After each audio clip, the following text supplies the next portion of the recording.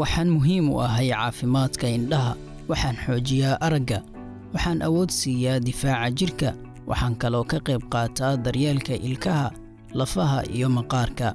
Waxaan ahay sunsaare awood badan, sidaas awgeed waxaan muhiim u ahay ka hortagga cudurrada. Haddaba kumaan ahay?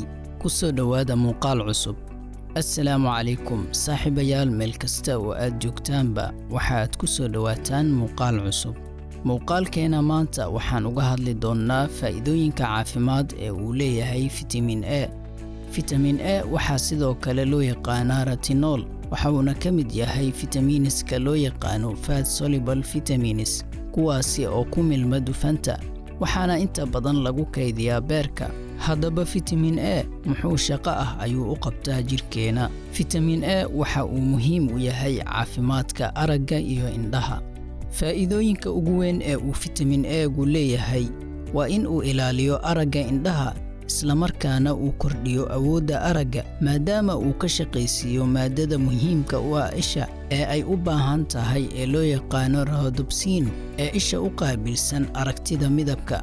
Maaddada beta-carotene oo ah nooc ka mid ah fitamiin A waxa ay ka hortagtaa dhaawaca sokorta ay isha gaarsiiso, caadka indhaha fuula, iyo xanuuno kale oo ku dhaca indhaha.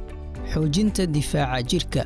Fitamiin A waxa uu door weyn ka ciyaaraa caawinta difaaca jirka, wuxuuna faa'iido u leeyahay ka hortagga xanuunada.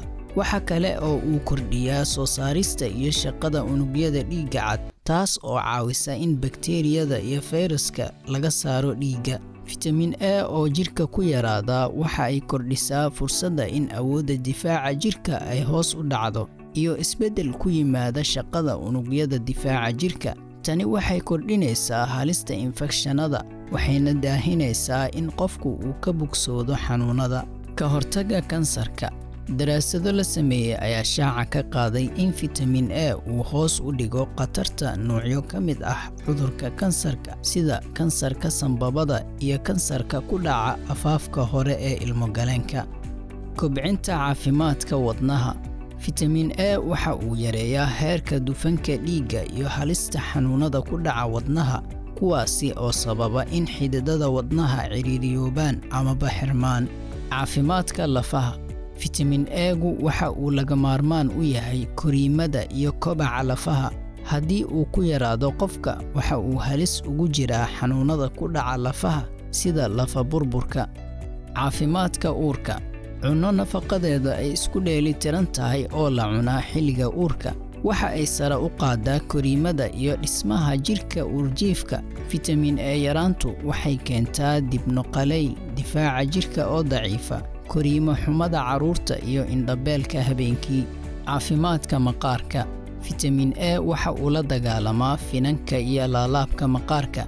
Daraasad la sameeyay ayaa lagu ogaaday in jirka oo la marsado maaddada retinol ay aad u yareyso laalaabka maqaarka. Qofka marka uu ku yaraado fitamiin A-ga, waxa ugu horeeya ee lagu dareemo waxaa ka mid ah aragga oo daciif noqda, gaar ahaan xilliyada mugdiga ah sida habeenka oo kale.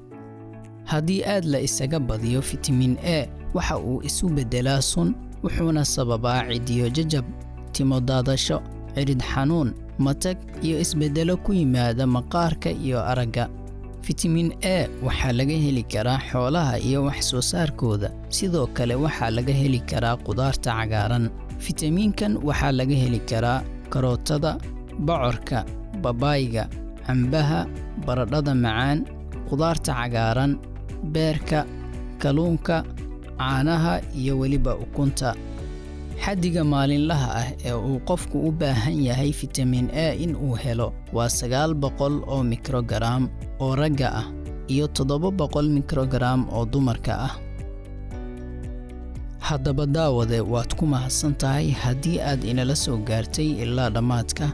Haddii aad ka heshay muuqaalka, like saar, sidoo kale u sii gudbi saaxiibadaada si ay uga faa'iidaystaan. Mahadsanid.